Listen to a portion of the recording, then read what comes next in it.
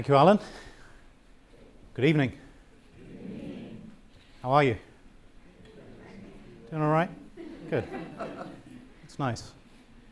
Yeah, I'm not doing too bad either. I grew up in a very small town in rural Lincolnshire in England, agricultural area, so making it across Chicago by car still feels to a small part of my psyche like successfully crossing the Congo. I feel happy to have got here this evening. Thought I should give a few introductory remarks to let you adjust since you all have an accent, and just to let you tune in a little. My goal for this evening is for us to think together a little. It's not particularly to parade learning, but to try to stimulate it. So going to have us think about 3 different episodes, stories, artifacts. You're going to be talking to each other. It says on the program that there's a Q&A at 8:30. I assume that means you get to ask me questions. That means I've got an hour when I get to ask you questions. Fair's fair. Right, so you might want to figure out who you're going to be talking to as we go along.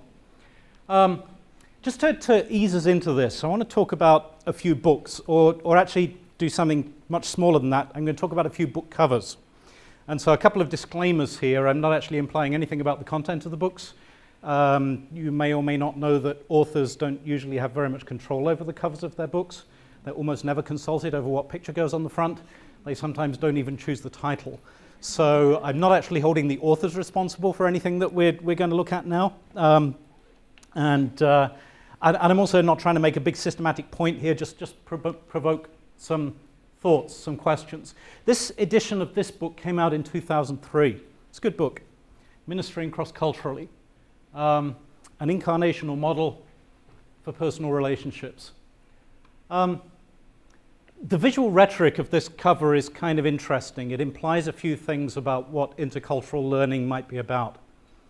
It implies that intercultural learning is mostly to do with exotic things, that learning about other cultures means learning about people who live far, far away in rainforests and strange huts and who paint their faces and so on. And again, this is a feature of a certain kind of, I think now thankfully passing kind of Christian packaging of intercultural learning, where it's sort of for the chosen few who are going to go on mission trips to distant places, and that's where cultural difference is going to come in. But you would never quite guess from this cover that you might need intercultural learning for the person who lives next door to you down the street, or who's sitting in class with you, or who shares your own cultural space.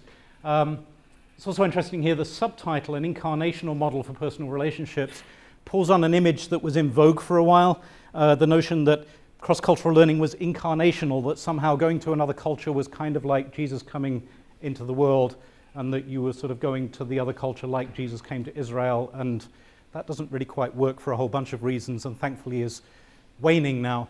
And so the new edition of this that just came out this year, it's interesting to see the changing cover design. We've got a couple of rather Western-looking cities on there, along with some other cultural kind of colours and so on. But nothing on this cover that suggests that you've got to go to the rainforest to find cultural difference.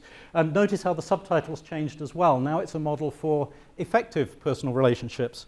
And so we've got a welcome new emphasis here on intercultural learning might just be about actually figuring out how to get through life in a space in which other people aren't like you. It's not just about journeys to different places. And yet the word effective also carries a risk of possibly implying that intercultural learning is kind of like, it's like a hammer, right? It's this tool that you can learn.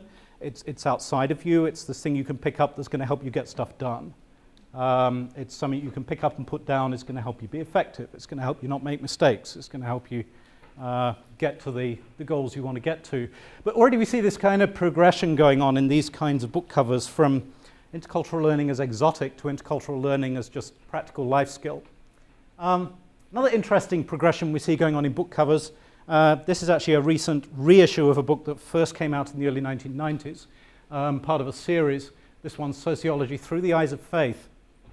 And there was a whole series of math through the eyes of faith and biology through the eyes of faith and and so on across a number of disciplines.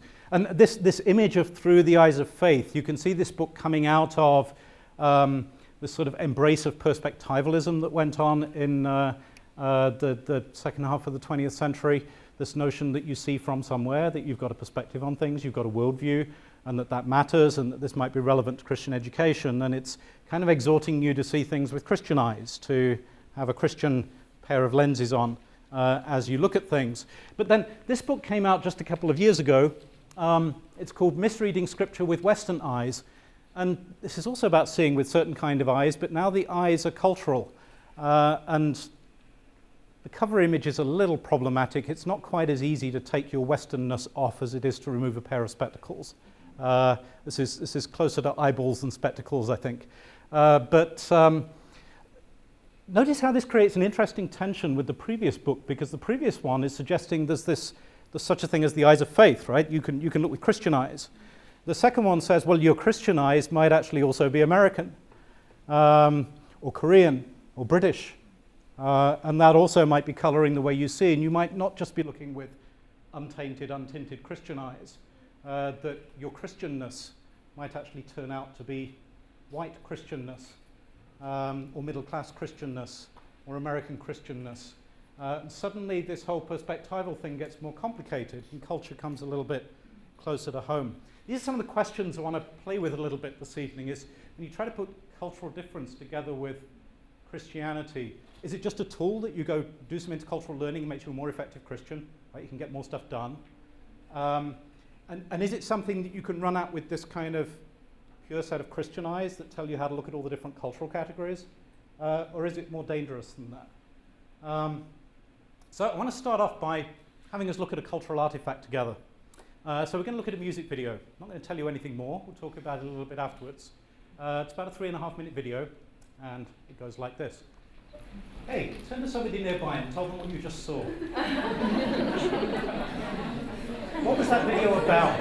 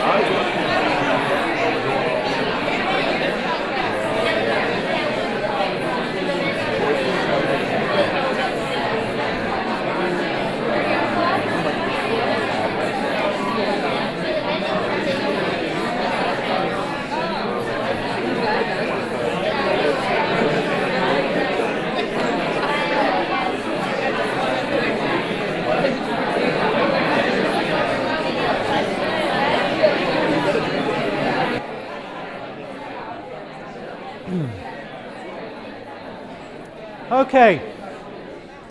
Now,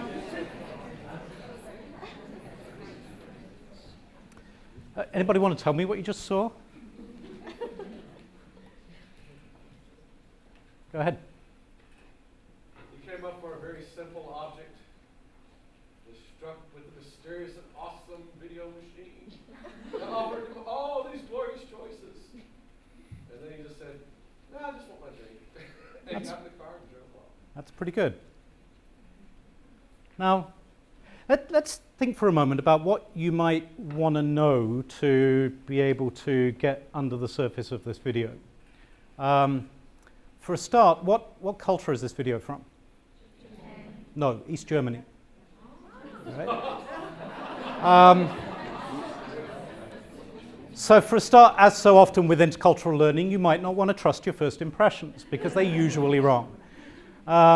So yes, it's shot in Japan. We've got a Japanese character. What language were the numbers being recited in? French, right? Which should already have been a clue that it wasn't quite as simple as it looked. And the music was by a guy called Carsten Nicolai, who I think he's from Dresden, and he's from East Germany. So you might want to think a little bit about techno music in Germany and how after World War II, Germany felt this very strong cultural need to develop a new kind of music that didn't sound like traditional German music.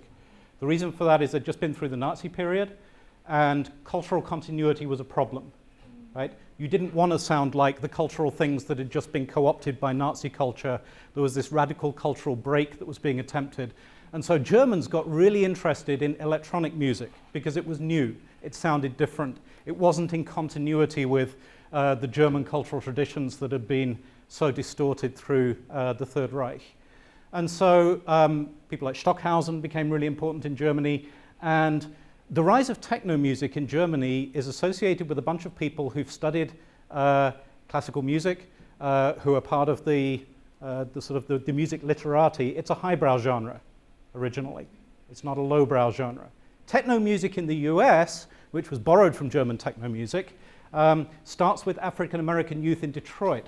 And that positions it socially in quite a different place with an American culture than the way techno music started in Germany. It's often more of a lowbrow genre. So Carsten Nicolai, who made this song and the album it comes from, has exhibited at New York galleries, writes papers on the implications of quantum physics for the way he puts his beats together, and so on, right? It's a highbrow thing. So we should probably assume this video is trying to say something.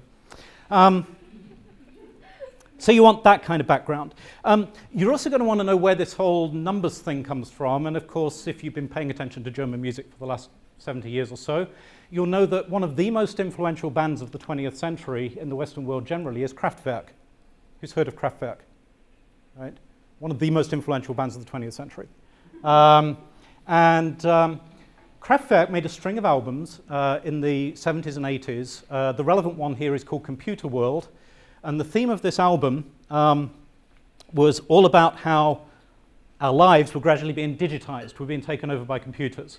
The lyrics of this album sort of meditated on the fact that you now exist in various databases as a credit card number, as a social security number, as an alien registration number, as all kinds of numbers, that you've been digitized in all kinds of media, and everybody from the FBI to your bank has a number for you, and you exist in all of these data networks. And one of the tracks on that album was called Numbers. And it had a beat very similar to this one. And the lyrics were just someone reciting numbers in several different languages, including French. So in other words, this song is quoting. It's not like a brand new piece. It's a remodulation of a conversation that started several decades earlier. Just before that album, Kraftwerk made an album called Die Menschmaschine, the man machine, where they basically dressed themselves up as robots and performed as robots. So a number of their albums in that period were reflecting on this relationship between humans and technology. So to what extent is our technology turning us into automata? This is part of a much longer German conversation, going all the way back to the Frankenstein story and classics like Fritz Lang's Metropolis film in the 1920s, which eventually gave us Terminator and Batman. But again, this notion of human beings and technology, this anxiety about the technologization of society and that it might take away our humanness, is part of what Kraftwerk were making techno music about in the 1970s and 1980s. So we might want to know about that. We might then notice that something's changed in this video, that we're no longer, it's not computers that we're worried about here. What kind of technology seems to be taking over our humanness here? Vending machines. Kraftwerk worried about computers and global computer networks and the sentient AI and so on. This is like a drinks machine. That's the thing that's now colonizing your life world. And we're still surrounded by all these digits in the environment, all these numbers and so on. You might also want to know that Hans Magnus Enzensberger, Germany's greatest living poet, wrote a poem in the mid-20th century called Automat, which is the German word for a vending machine. And automat means an automated thing, right? An automaton. And in this poem, someone's going up to a vending machine and putting money in the vending machine and pulling out cigarettes, and putting money in and pulling out cigarettes, and putting money in and pulling out cigarettes, and gradually dying as a result of putting money in and pulling out cigarettes. And the poem just reflects on how a human being gets domesticated to go through this repetitive set of behaviors where you put the coin in, pull the tray, take the cigarette, smoke yourself a little closer to death, put the money in, right?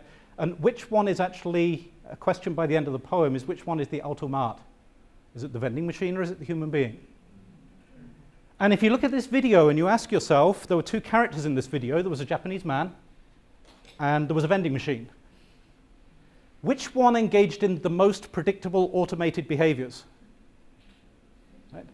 Probably the guy, right? He stands there, coin in, push button. Doesn't work. Don't know what to do next. Bang, bang, coin out, coin in, push button. When the music starts, he just stands there, his eyes twitch and these kind of behavioral responses to the lights. And at the end, he just sort of walks away, gets back in his car and drives off. The vending machine, meanwhile, is making music. Right? The vending machine is creating culture. Right? The vending machine is, what kind of music? Techno music. What's techno music for? Sorry? Right, dancing, right? Techno music is for dancing. What's dancing? Dancing is coordinating the rhythms of your body with the rhythms of the music. So the vending machine is making a music to which we're to coordinate the rhythms of our body. We're to dance in the rhythm of the vending machine. It's also kind of interesting to know that when Carsten Nicolai made the music for this video, that every sound you heard was a computer-manipulated sample taken by recording office equipment. Fax machines, dot matrix printers, photocopiers. So you were listening to the sounds of office devices, processed through software, and turned into a rhythm, and it's club music. You go dance to it. So what happens when you realize you're spending most of your time dancing to the rhythm of your devices? And does it perturb this Japanese guy that he goes to get a drink and suddenly the vending machine starts making culture and making him, does this give him an existential crisis? Does it encourage deep reflection and repentance and planning for the future? No, as long as he gets his colored water in a bottle, he's happy, right? Which is back to what you said at the beginning, right? There's a sense here that he's the perfect consumer, right? As long as they give you colored water, what else would you have to worry about, right? Did this video just get more interesting? Right? Why couldn't you see that when you were watching it? Now, the interesting thing about this is, I mean, obviously the video is a good example of what's tended to happen recently, cultural hybridity, right? You go look at a German music video, you don't see Germanness. that we just can't think about culture in those terms anymore. It's not this sort of collection of national essences where you can sort of learn Germanness and Chineseness and Japaneseness and so on. It's very hybrid. There are these international cross-cultural conversations going on and everything is mixed in this complex conversation. But what makes it hard as well, and this is my first sort of thought for the evening here that I've been working my way laboriously towards, is what's difficult about this video if you're you and me, and by the way, also if you're the average German person on the street, who also probably hasn't read Enzensberger and can't remember Kraftwerk and so on. So it's not like being German is automatically going to give you an inside track on what's going on in this video. What makes this video hard is not some kind of essence of foreignness in the video. The themes in it are actually pretty global. It's that you're the wrong viewers for it. The problem's not in the video, the problem's you're the wrong people. You haven't been part of the conversation. You weren't there at the dinner table, right? You weren't there when Die Menschmaschine came out. You weren't there when Computerwelt came out. You didn't know about the Enzensberger poem. You might not have seen Metropolis. Go rent it. So there's a whole fabric of conversations and assumptions and practices and history and so on that have come to the point of Carsten Nicolai making an artistic statement, which, by the way, I could have completely misinterpreted, and I've taken my best shot at reading it here. I haven't asked him. All of that has led to a point where he makes this statement and you're the wrong people to listen to it. It's often what happens in intercultural interaction. The problem's not foreignness so much as I'm the wrong person. The message wasn't aimed at me. So, holding that thought for a few minutes, let's think about another story. Looked at books, we've looked at numbers. Let's think about husbands for a bit. Which story is this? The Samaritan Woman. Okay, the Samaritan Woman.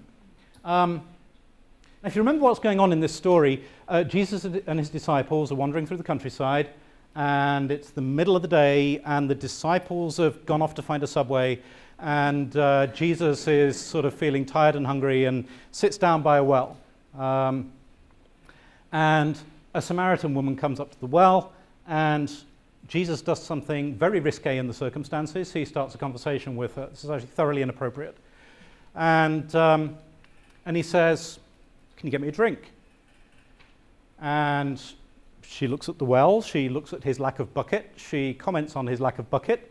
And she says, this is... and the first thing she says actually is, "How can you ask me for a drink? Why can't he ask her for a drink?" He's a Jew, she's a Samaritan, right? Wrong cultural category. Jewish men don't ask Samaritan women for drinks, right? You don't do this.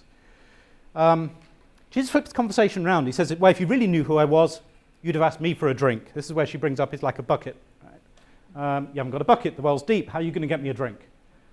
And he goes on and says, "Well, if you drink the water I give you, then it will become like a spring of water inside you, welling up to eternal life." And she says, "Oh, give me some of this water." And then this really strange conversation takes place. It goes like this. He told her, "Go call your husband and come back." Now pause here, don't read further. This is weird, right? The conversation so far has been, "I'm thirsty, can I have a drink?"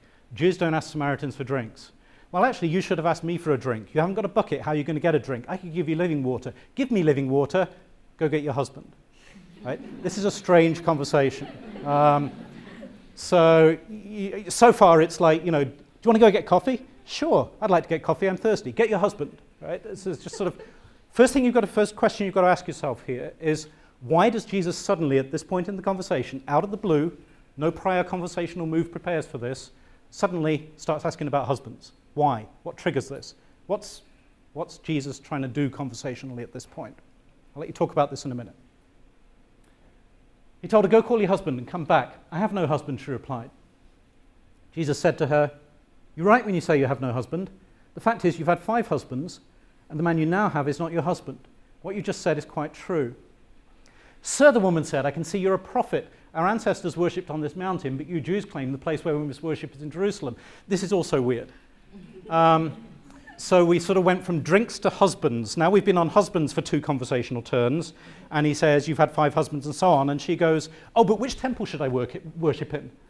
Now, yeah, this is also strange, right? "Do you want a coffee?" "Yeah, I'd like a coffee." "Go get your husband." "But which church should I go to?"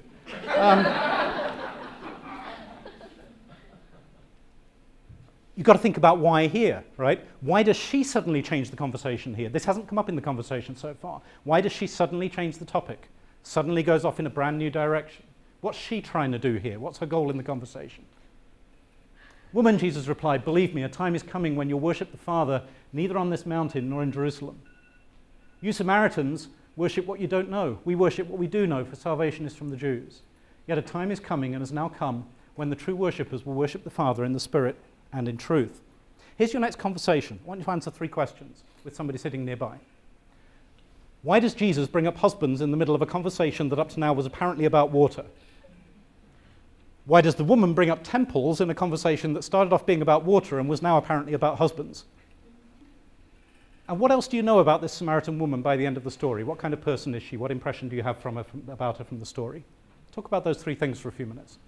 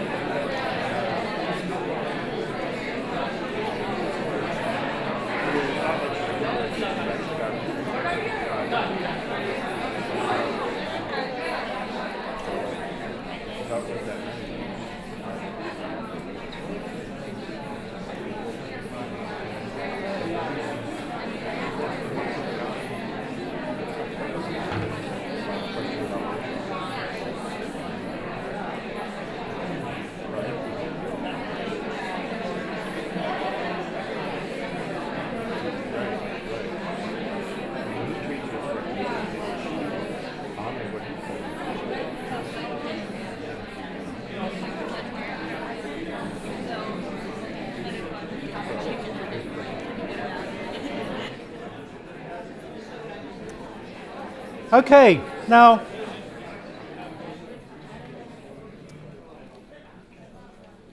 I thought I understood this passage until 2 years ago. I've been a Christian 27 years now, and no, longer than that, 31 years, and a while. And until a couple of years ago, I thought I understood this passage. I had a pretty stable reading of this passage. I had answers to those 3 questions. I'd heard several sermons on this, I'd read books, I'd read commentaries, and they all agreed with me, so I must be right. And it went pretty much like this, that first of all, why does the Samaritan woman bring up husbands, why does Jesus bring up husbands in the middle of a conversation about water?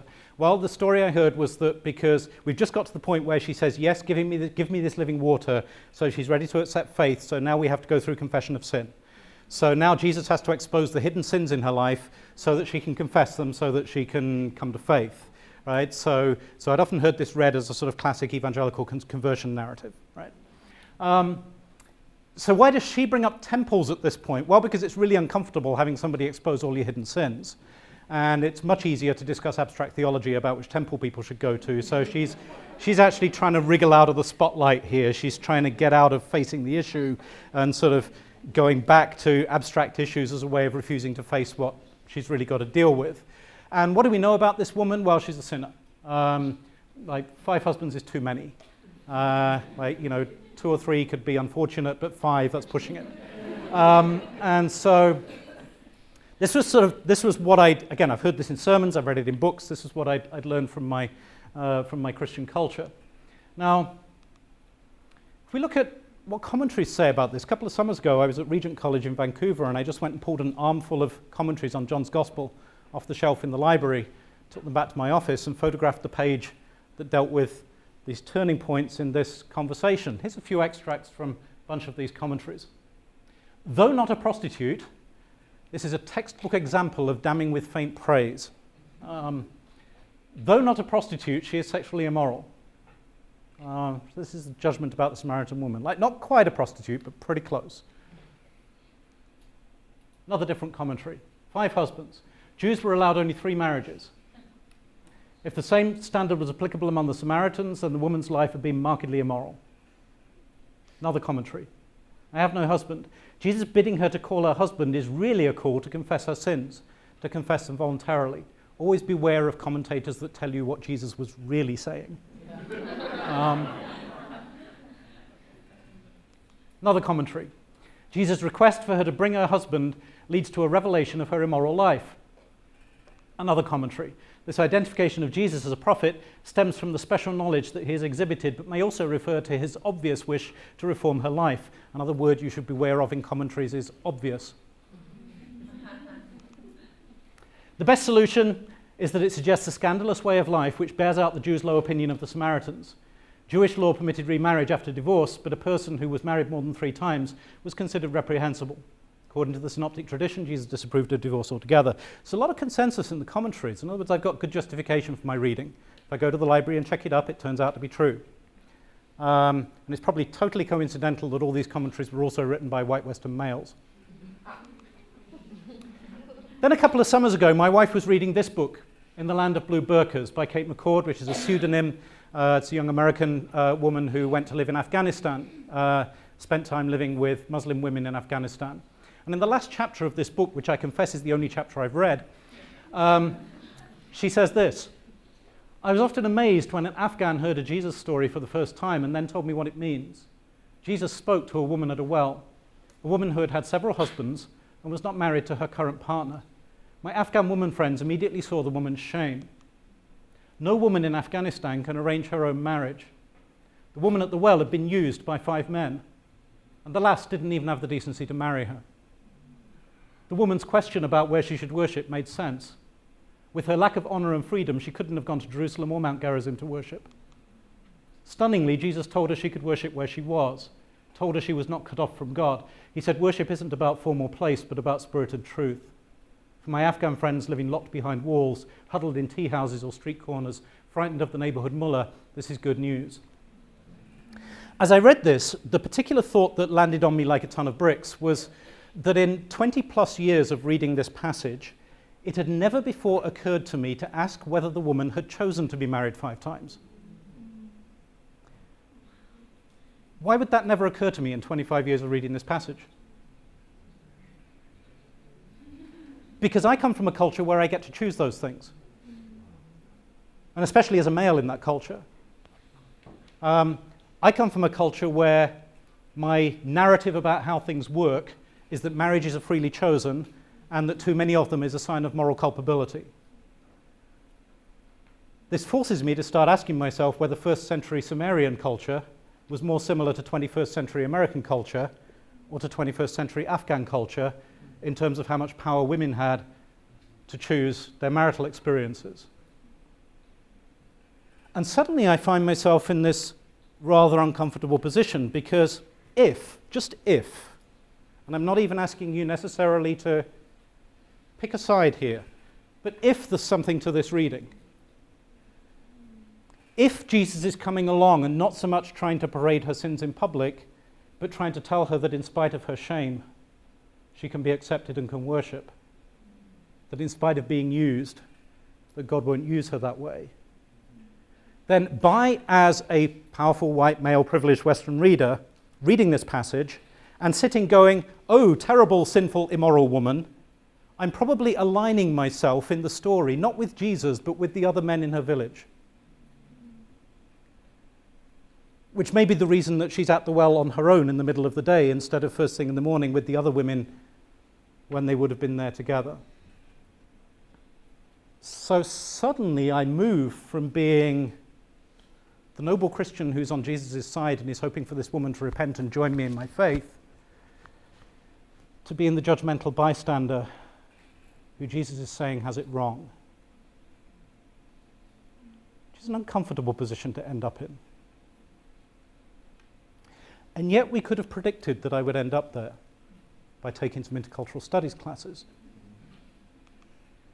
Joan Miller did some classic work on causal attribution differences. Causal attribution differences are differences culturally in how you attribute causes to witnessed events. So you see something happen, you tell yourself a story in your head about why it happened, and people do this differently within different cultural contexts. So the classic difference is between internal explanations and contextual explanations. So imagine this scenario. You're heading home from this lecture this evening, and I don't know how many of you have to drive to get home, but you're driving along the streets nearby here, and just ahead of you, you see someone who's fallen off a bike or something. There's somebody at the side of the road who looks a bit injured. And somebody in the car in front of you stops and gets out and helps them and makes sure that they're okay and so on. And later, you're talking to your friends and your family about what you saw. How do you tell that story? Well, one kind of explanation is an internal explanation where when you're telling the story, you appeal to internal qualities of the person who stopped and helped. There was something inside this person that caused them to behave the way they behaved.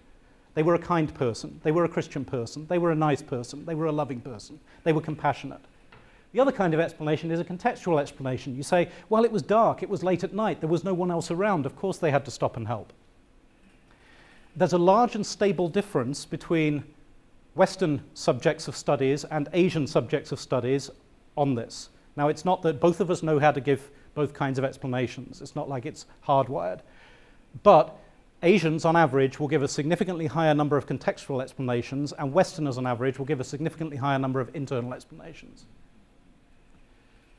If you're Western, you come from a culture that is structured individualistically.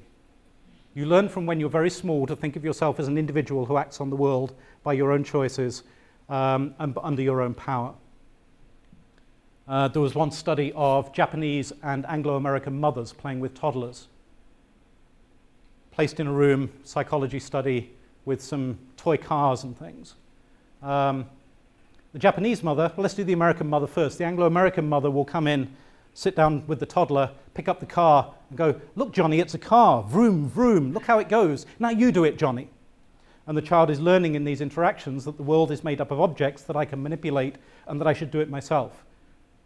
The Japanese mother comes into the room, kneels down opposite the toddler, picks up the car and says, see, it's a car. I give the car to you. Thank you. Now you give the car to me. Thank you. And the child is learning that the world is made up of obligations and social interaction. and politeness. This accelerates. You grow up. If you learn history in American schools, you focus on the causes of things, and you do that particularly in terms of famous people who made things happen. If you learn history in Japanese schools, you focus more on empathy and what people felt like when they had to make major decisions.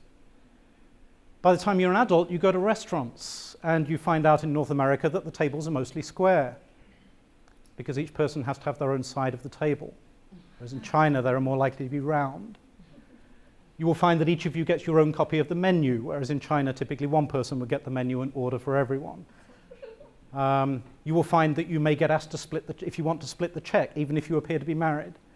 There's all these constant signals, right, that you're an individual, you make your own choices, right, you stand on your own 2 feet. That's the culture that if you're a mainstream Western person, you grow up in, and you gradually internalize this deep preference for internal causal explanations. If something happened, it's because somebody was good or somebody was bad. Interesting one at the bottom here, Hindu East Indians, in one study, gave twice as many contextual explanations as Americans did, but children younger than adolescents didn't differ, and Anglo-Indians were halfway along the spectrum. So this is learned behavior, right? This is not somehow genetically programmed. Right? If you're a little kid, you don't know the difference yet. You live in a community, you learn to explain things a certain way. Chinese 4-year-olds, when asked to narrate their day, give, I think it was something like 4 times fewer references to themselves as agents than American 4-year-olds do. So you learn this as you're growing up. So it's totally predictable that if somebody like me would come along and read John 4 and see this bizarre conversation with all these holes in it, and try to tell myself a story about what happened here. How did this woman get to be married 5 times? That I'm going to end up at, though not a prostitute, she's markedly immoral. Whereas if I'm Afghan, we can also predict broadly that I'm more likely to come up with, well, she didn't have a lot of choice. Notice what happened here. A couple of things. Well, actually, first let me have you have another conversation here. I just took you through a little learning sequence. I've used this in class. I just taught John 4. Name what I just did. What moves did we just go through in our little learning progression here since we started talking about, since I put the picture up of the woman at the well? What moves did we just make, and how did they lead to learning? Of course, maybe they didn't, but I'm hoping some of them did. Talk about that for a few minutes.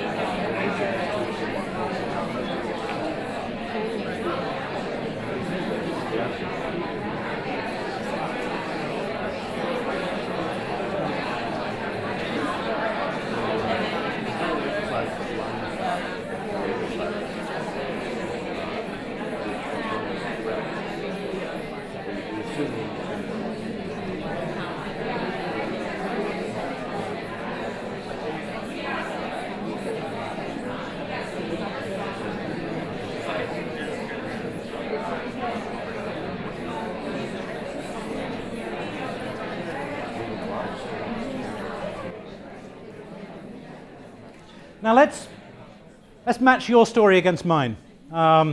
See how close they are. One of the distressing things that research tells to teachers is that it's actually pretty rare for people to change their minds about anything. That we can listen to a lot of information without very much changing in the underlying structure of our thinking. And that if we're actually going to learn new frames of thinking, some things have to be in place. First, you have to have some kind of opportunity to externalize and make explicit to yourself your existing assumptions. Otherwise, the new stuff just all flies totally over the top of the stuff that's buried down in your subconscious. So the first thing I tried to do here was to give you a chance to articulate what you already thought. That doesn't mean I necessarily knew what that was, but there was a chance for you to... That was why I asked the 3 questions about the story. It's also why I started with a familiar story and a picture that evoked a familiar story. Because the goal was actually to take a story that was already in your head and get you thinking about the story that was already in your head. Then there has to be a supportive social environment that gives you the space, a non-threatening space, to potentially adopt a different way of seeing. Now, there's some ways in which I could have made this a more threatening environment. So, for example, I could have asked you the first time round what your answers were to the questions and then told you were wrong. Or I could have told the story in a way that I turned out to be the hero at the end who had the right reading of the passage all along. Instead, I actually made the opposite move and said, you know what, I went to the library and I found all these commentaries by professional biblical commentators and they all thought the thing that I thought that was wrong. Right? In other words, I gave us solidarity with the existing perspective that I'm suspecting is also in the room. I said, you know, it's okay. It doesn't make you silly to have thought, if you thought those things. Lots of people think those things. It's quite normal. It actually comes out of your cultural formation and all of our cultural formation. And I still haven't actually cast my final vote on exactly what that passage means. So I was trying to create a supportive process for considering the possibility of change. I also then very deliberately at the end positioned myself as someone who'd have to change. Rather than as someone arriving with the set of answers. In that, I was trying to create a sequence of learning that might actually lead to a little bit of cultural shift along the way. Learning about cultures is hard, right? Information doesn't get it done. You can absorb a lot of information about other cultures and not really move very far in terms of unpicking your own frameworks and how they're in the way. Here's something more worrying that comes out of this. We talked a few minutes ago about how we were the wrong viewers for Carsten Nicolai's video about vending machines. Turns out I might be the wrong reader for John 4.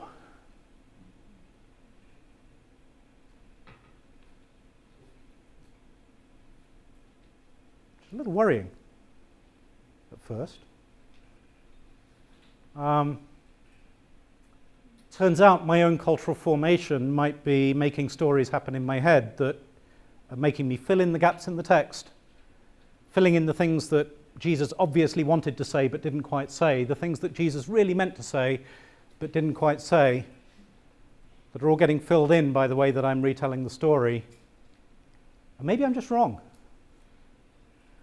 And maybe an illiterate Muslim Afghan woman has a better reading of John 4 than I do, with my graduate degrees in theology from good Protestant institutions. Just maybe. Kind of worrying.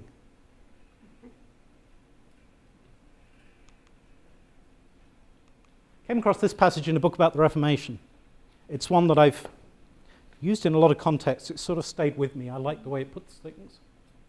It says, for Zwingli, Swiss reformer, as for Augustine, sin was no more than self-love. Sin consisted in valuing oneself over others and conceiving of others and of God in terms of one's own self. In other words, sin is when I decide that the grid of my own sense of self is that through which I will interpret every other human being and everything else that goes on in the world, because after all, I'm the most important person here. It was to conceive of God in terms of one's own experience as embodied, physical.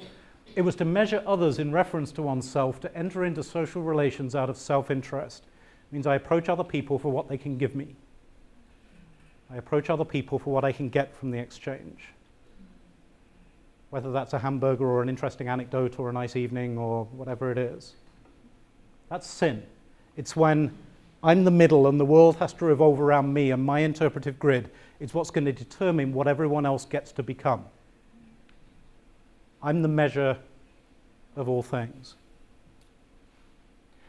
The worship was the counteraction of self-love. The worship of God was the movement of the soul from self-love, self-orientation to God and outward to others, honoring them according humanity, equal value to oneself, and according God, greater value than oneself.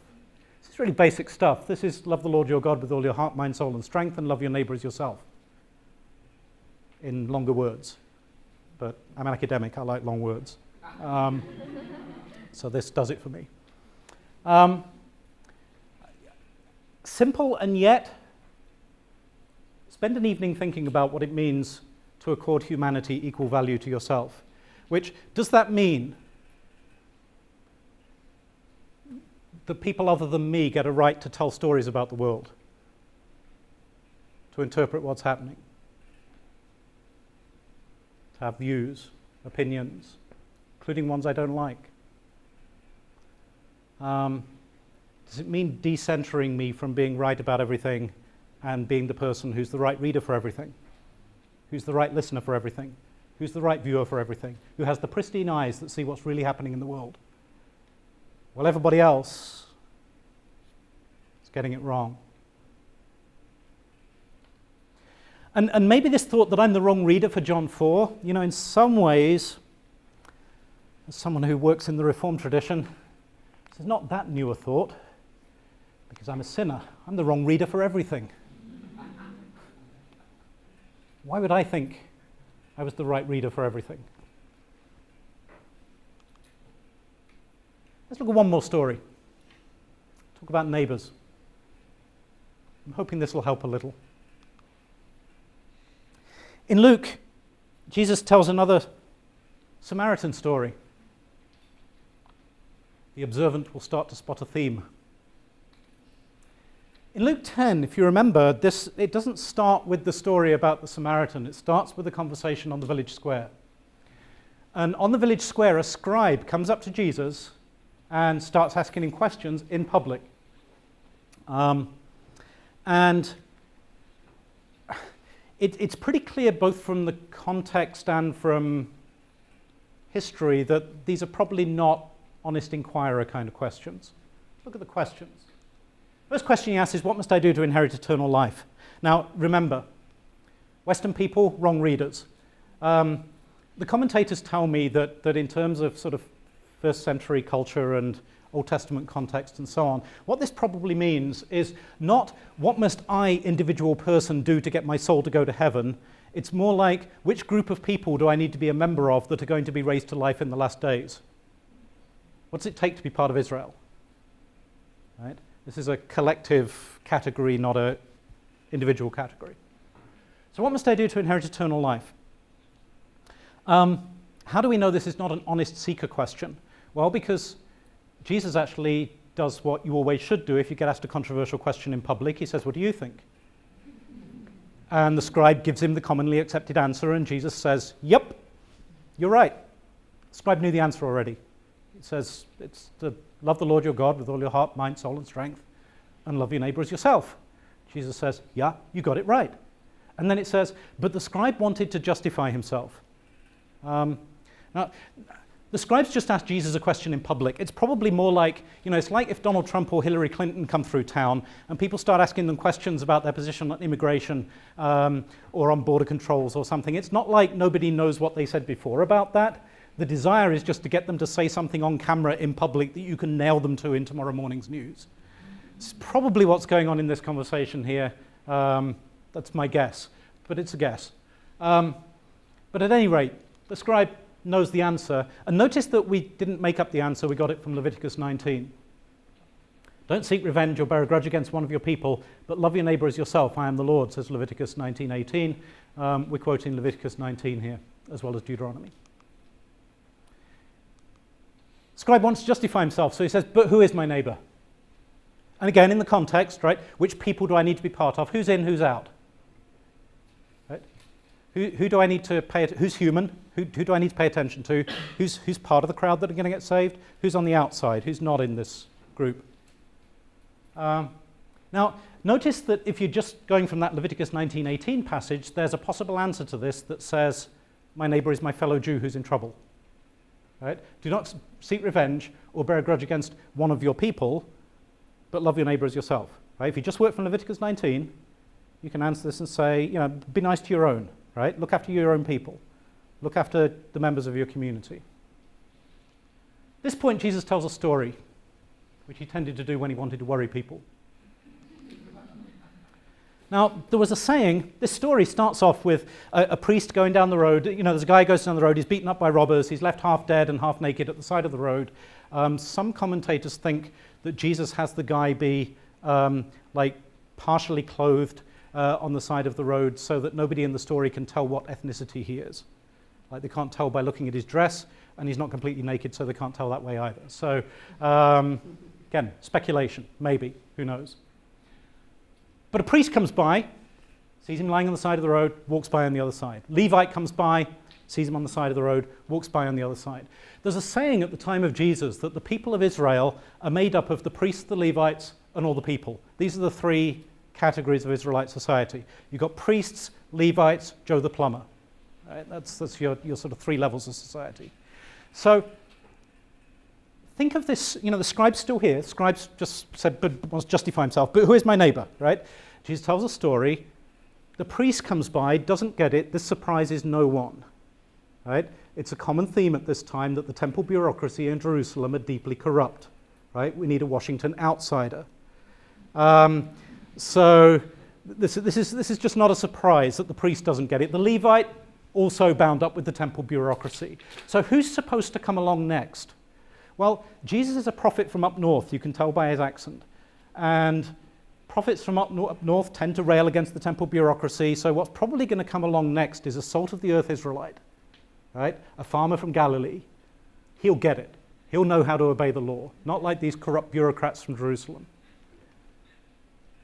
So there's a narrative expectation here. It's like Goldilocks and the Three Bears, right? You know, after a while you kind of, you know what's coming next.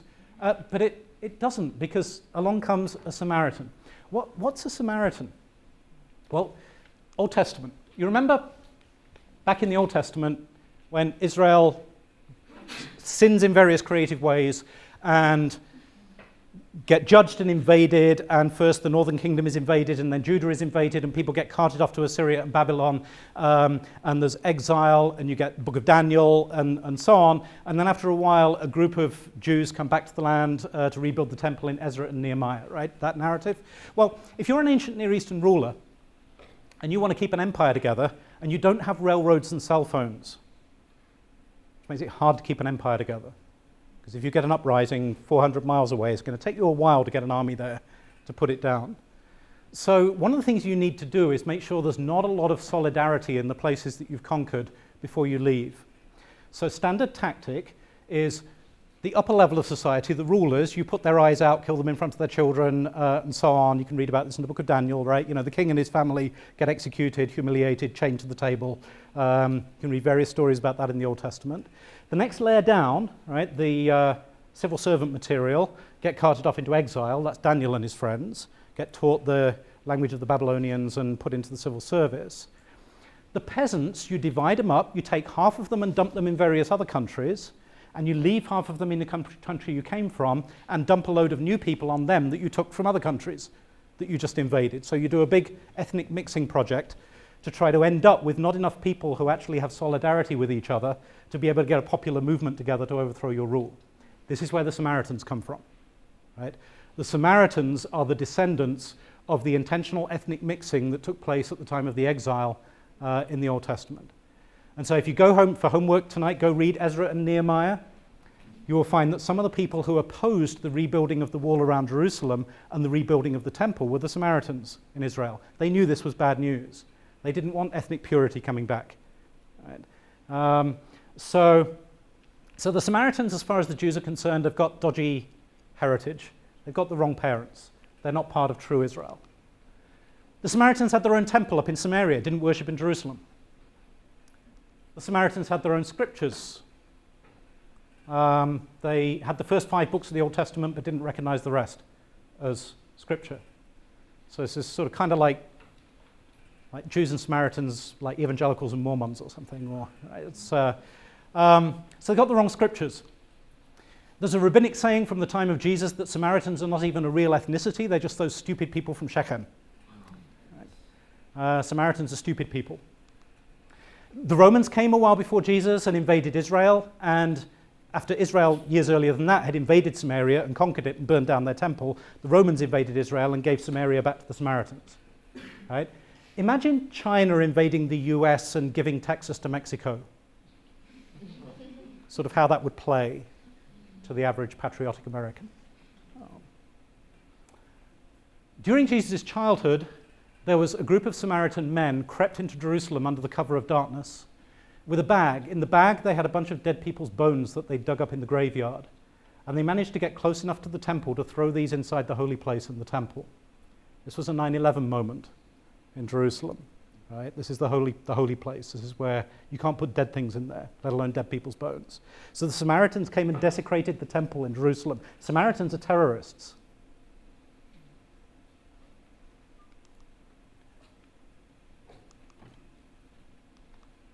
Remember in John 8, some people come up to Jesus and say, aren't we right in saying you're a Samaritan and demon-possessed? That's how those two things roll off the tongue together, like they sort of go together, right? Aren't you a Samaritan and demon-possessed? They're sort of equivalent categories. Now, we're in Luke 10. Immediately before Luke 10, if you go back and read Luke 9, you find Jesus sends his disciples out through the countryside to evangelize various villages, and the Samaritan villages don't want anything to do with them, unsurprisingly. And they come back to Jesus. And you remember what they say to Jesus when they come back from the Samaritan villages? They say, Lord, would you like us to call fire down from heaven and destroy them? Notice the disciples' immediate assumption that God would be totally cool with wiping out Samaritans. Right? So this is the whole context in which this conversation is taking place. There's no such thing as a good Samaritan, and that phrase never appears in the New Testament. So Jesus is telling this story, right? The priest comes along, doesn't get it. The Levite comes along, doesn't get it. A Samaritan comes along. And Jesus, if you do a word count, Jesus spends more than half of the words in his story laying it on with a trowel about what a wonderful guy this Samaritan is. Right? So this Samaritan comes and goes over to him and tends his wounds and puts oil on them and puts him on his donkey and walks ahead of it through dangerous territory and takes him to an inn and pays the innkeeper and says, I'll come back later if there's any more, I'll pay you for the rest. We just get... And I imagine this Orthodox scribe turning more and more purple as the story goes on. Remember, his question was how to interpret Leviticus. His story turns out to be all about this wonderful Samaritan guy, this heretical, ill-birthed, terrorist, ignorant person. But the end of the story is even more striking. Because remember the scribe's question, who is my neighbor? Jesus never answers that question, refuses to.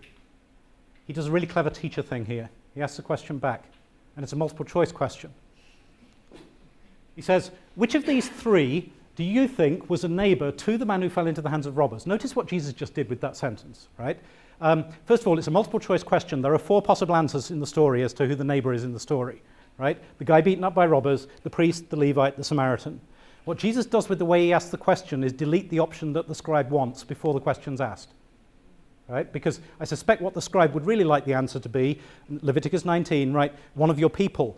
My neighbor is my fellow Israelite who's lying beaten up at the side of the road and I need to help them because they're in need. That's the way we want to read the story. Jesus says, no, which one was a neighbor to the guy who was beaten up? So we can't have A, that's been deleted already. Right? We've got B, C, and D left. Well, he can't say the priest or the Levite and show that he was awake while the story was being told. These are like, the obviously wrong answers on the multiple choice test. Right? So by process of elimination, we've only got one option left. And yet he can't quite bring himself to say the S word. He says, the one who had mercy on him. And then Jesus said something, I spent a year working on this story and reading everything there was about it. And the moment when it dawned on me what Jesus said at the end of this story, I went cold. It shocked me. Jesus says at the end of this story to the Samaritan, remember they're debating Leviticus 19. Leviticus 19 says, do not seek revenge or bear a grudge against one of your people, but love your neighbor as yourself. Jesus knows that a little bit later in Leviticus 19:34, it says, the alien living with you must be treated as one of your native born. Love him as yourself, for you were aliens in Egypt. There are 2 places in Leviticus where it says love someone as yourself. The first one says love your neighbor as yourself. The second one says love the stranger as yourself. The person who is not like you, the person who's not from here, the person who didn't grow up the way you grew up. Right? The stranger, immigrant, alien, foreigner, you could translate this probably any of those ways. must be treated as one of your native born. Love him as yourself. You were aliens in Egypt. And when Jesus says which of these was a neighbor to the man who fell into the hands of robbers, and the scribe says the one who has mercy on him, Jesus says, go and do likewise. In other words, you want to understand Leviticus? Go copy a Samaritan. Go learn from a Samaritan. He got it, right? He understood what it was about. He helped a guy at the side of the road who wasn't a Samaritan. So you want to understand Leviticus? Go consult a Samaritan. Now, again, let's try to, the scribe is the garden of... The scribe is not the pastor, right, in an Israelite village. The scribe is the person who can read, who has access to the scrolls. It means it's the person you go to with your questions about what's really orthodox, right? They're like the theological editor at your local Christian book publisher. And Jesus is telling this scribe, this guardian of orthodoxy in the village, to go ask a Samaritan what Leviticus 19 means. So maybe you're the wrong reader. Maybe he's the right reader. Which again, at first is kind of shocking, but then becomes kind of reassuring, because if I'm the wrong reader for a passage, maybe there are other people who are reading it better. And being Christian makes me part of the body of Christ and part of a world that belongs to God. And maybe if I listen, I might hear some things I haven't heard before. Maybe I might discover some of my own idolatries, some of the ways my own commitments to being right have led me to hold on to things that I shouldn't be holding on to. Maybe I'm going to find some of the ways where self-interest is really what's driving my readings. Maintaining my importance is what's driving my readings. Now, notice that what I've been suggesting here is that cross-cultural learning very quickly gets inside the gates. It's not like I'm a Christian, I've got Jesus here, and now I can learn some cross-cultural tools and they'll help me be effective with other people. If I actually start engaging in serious cross-cultural learning, I pretty soon start finding out the cultural difference is right here inside the gates, right? It's inside my Christian identity. It's inside the way I read John 4. It's inside the way I read Leviticus 19. It's inside the way I respond to people inside and outside the Christian community. Which means I can't just start from the assumption that I'm right because I'm part of the right group. I've got to start from the assumption that I'm a sinner and there's a truth that is never going to completely master me unless I'm willing to lay down my own mastery of what's right and what's wrong and how the world should work, and honor humanity as having equal value to myself and God as having greater value than myself, instead of making everybody else appear through my grid. That is dangerous. There's also untruth in the world.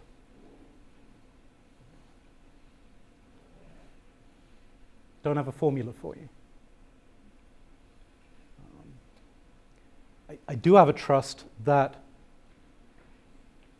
if the truth is sought in discipleship to Christ and reliance on the Holy Spirit, that listening can lead to learning. That even though it might undo some fairly profound things, we'll still be leading in the right direction. Thank you so much for listening.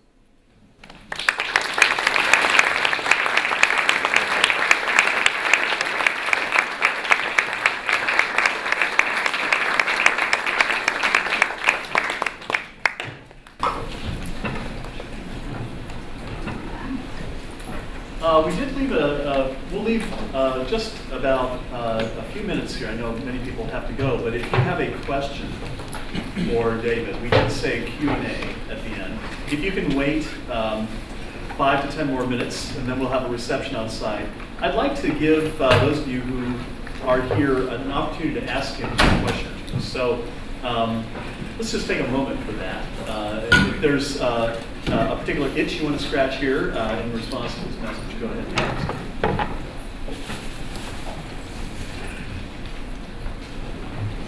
It's even still a possibility on that.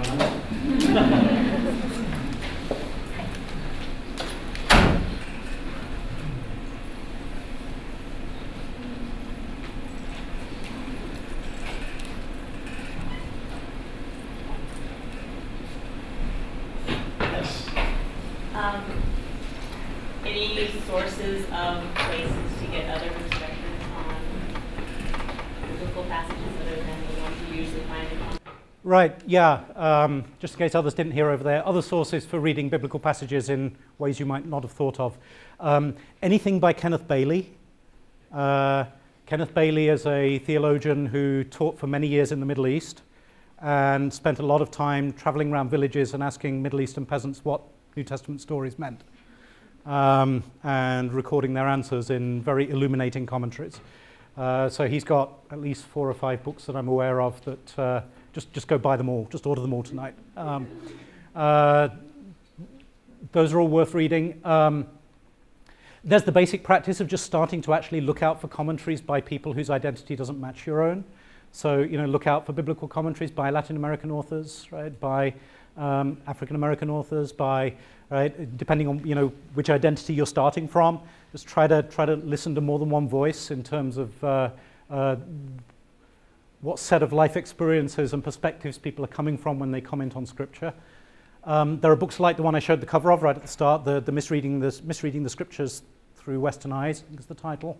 That's another book along these kinds of lines. Yeah, those are all good starting points. Start following bibliographies in those, and you'll be good for a few months. So.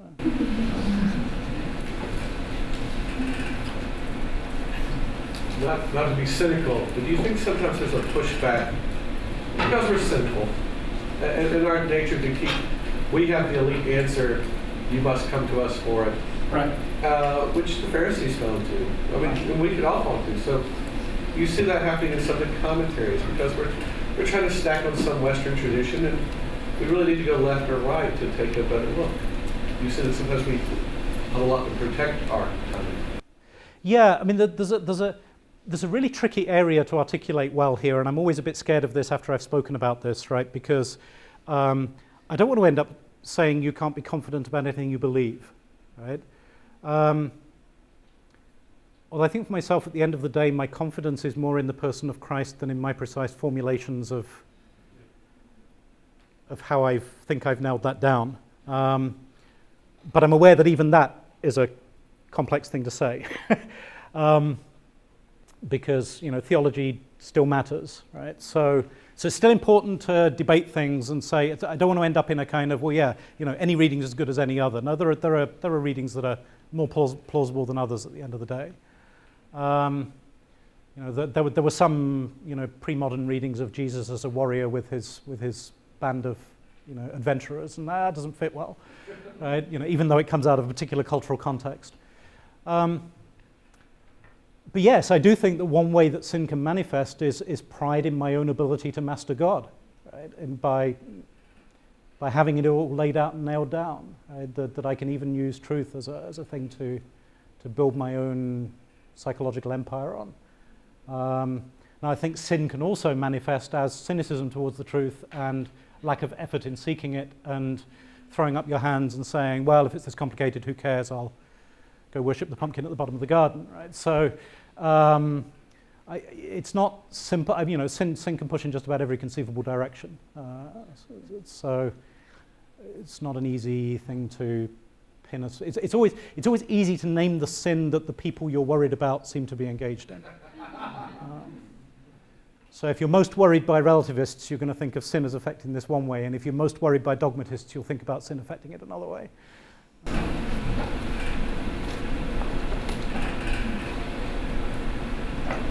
What was your journey from being a non-believer 27 years ago to reading these stories for tradition, and then now you're thinking outside the box? Ooh, do we have another hour? I became a Christian I had no church background. I was a pretty ardent atheist as a high school student. Became a Christian in my first year in college, long story. But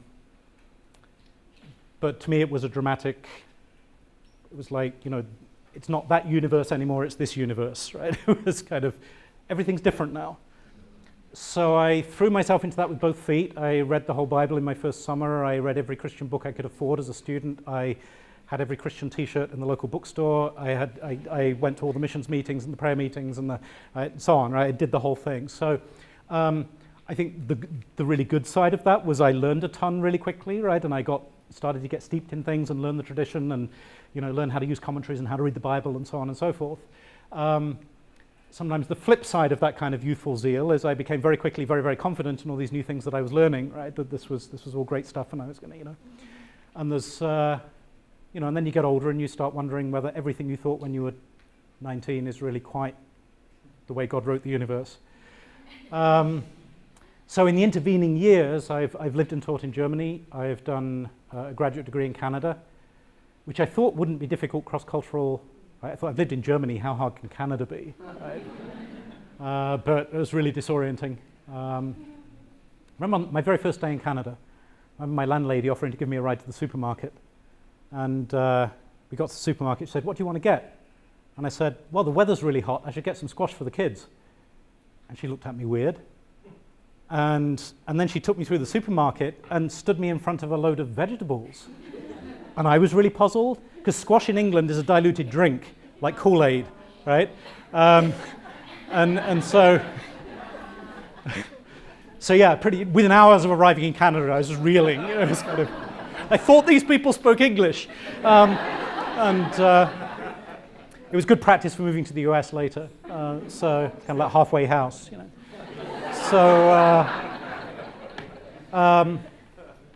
So I've also been in multiple cultural contexts. I do a lot of work in Christian education, especially Christian K-12 education.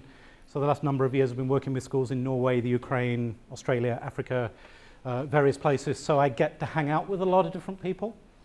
And so you gradually get to spend a little bit of time inside various people's Christian bubbles and hear their different faith languages and their different things they emphasize and the different things they're really worried about and the different things they want to crusade about and so on. And again, that just gives you a little bit of a bigger sense of, either I retreat into I'm the best kind of Christian and everybody else is a bit weird, or you start accepting that there's different things going on in different places, right? So it's partly just life experience as well. And then it's also, I've been a language teacher for years. I've taught French, German, and Russian and ESL at different times. And so just learning to be constantly mediating between different languages that say things a little bit differently and have a little different words for things and writing about that and language learning, that's part of my background as well. So I think all of that swirls around together somewhere in terms of forcing me to think about this. Part of it certainly does come out of having spent the last 16 years as a person with a British cultural formation living in the Midwest of the US and just reflecting on all of the interesting processes that gives rise to. I'm concerned that as missionaries, as we're taking theological education to other countries, that we're teaching them how to think Western. Mm-hmm. We're giving them, we're giving naturalists now positions of not only teaching in our schools, but giving them positions of administration, even employing principals, but we're still teaching Western thought. Mm-hmm. And so, what is that a danger? What can we do about it? Yeah, absolutely. And I think it's an area where there's a sort of a bleeding edge of learning right now, because one of the things technology is doing to us is making it easy now to think of outreach as video recording all of the lectures from our institutions here and making them available to other national contexts. Again, you have to be careful, right? It's not that you can't learn really valuable things from another culture, right? I mean, it's not like just because it's American, somebody in China can't learn something enormously important from it.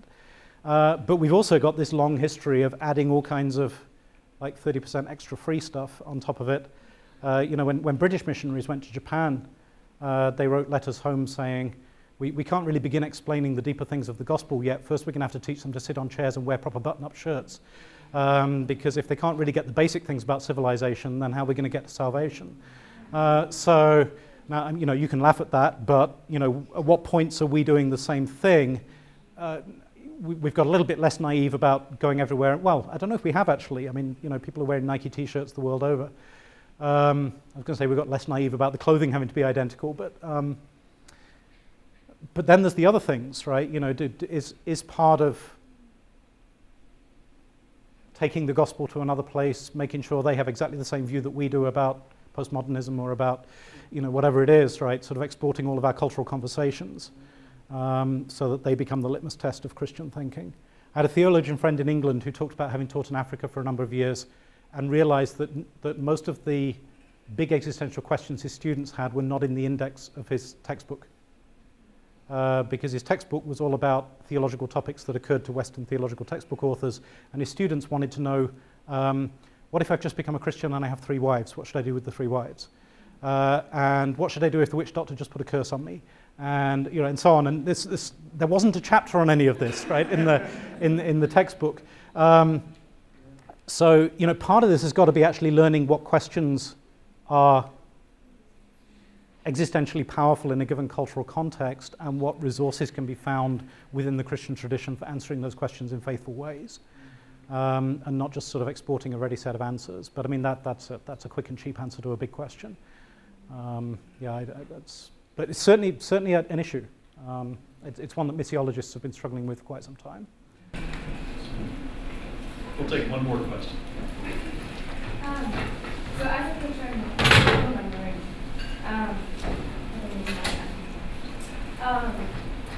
what have you found to be the most effective ways to communicate your culture to other people, especially where they have all shared society? Right. I'm speaking, I'm from West Coast originally, but I've been living in a small town in Virginia for the last 4 years. And the area that I live just is very homogenous, and there's a lot of most people there have been living outside of the area, etc. And I had to really work through a lot of culture shock and understanding, well, what is culture and how is my culture legitimate and different from theirs. And but there were a lot of instances where, like reading language, for example, I have a different cultural understanding of what was like. And I'm still not really sure on how do I talk to people about that? How do I communicate that in a way that's respectful and loving and that, but also effective? Right. And of course, to ratchet the challenge up a little bit, one of the problems when you're not in your own cultural context is you don't have a complete account of your own cultural identity in your head, ready to explain. You don't know who you are. And you don't actually find out some things about yourself culturally until they cause friction with the people around you. That's when you start to realize, oh, I'm like that, right? Sort of, I never realized that was a thing. So, and also some of the obvious things don't work. So for about 10 years, I was in a small group at my church in Grand Rapids. And once a year, we would go camping together. And this was, everybody thought this was fabulous, like close fellowship and lots of sharing around the campfire and prayer times and so on. For me, it was the loneliest weekend of the year because basically I'd hang out with a bunch of guys who spent most of the weekend talking about hunting, fishing, and RVs and college football, none of which I know anything about, right? And then would occasionally remember to turn around and ask me things like, so how does cricket work? And I'm actually not at all interested in cricket either. I always thought it was really boring. So again, it's this sort of I'm also not, what do you think of the Queen? It's not a good conversational gambit. It's, I actually don't care very much about the Queen. So yeah, you get into these really weird things. The only thing I can say in the sort of 30 seconds I've got, I think if you can get in context of sufficient trust, those moments of friction are actually really great opportunities. Not to sort of say, make way, I'm going to explain my culture now, right? But to say, wait a minute, we're not, something just happened. We're not reading this the same way. That's really interesting, right? Why do you think it says that? Explain to me a bit more. Who told, where are you getting that from? How did you, I made the connections like this. Well, do you still think yours is better? Or do you think, you can get some really interesting conversations just about allowing those moments of friction to be moments that you stop and explore and say, we just had a fabulous learning opportunity, open up right in front of us here. It's not working the same way for the two of us. Let's just say, that's interesting, and unpack it and talk about it, see where it goes. Of course, that can get tiresome for your friends after a while, but so you have to ration it a little bit. But, yeah. All right, well, thank you very much. Thank you.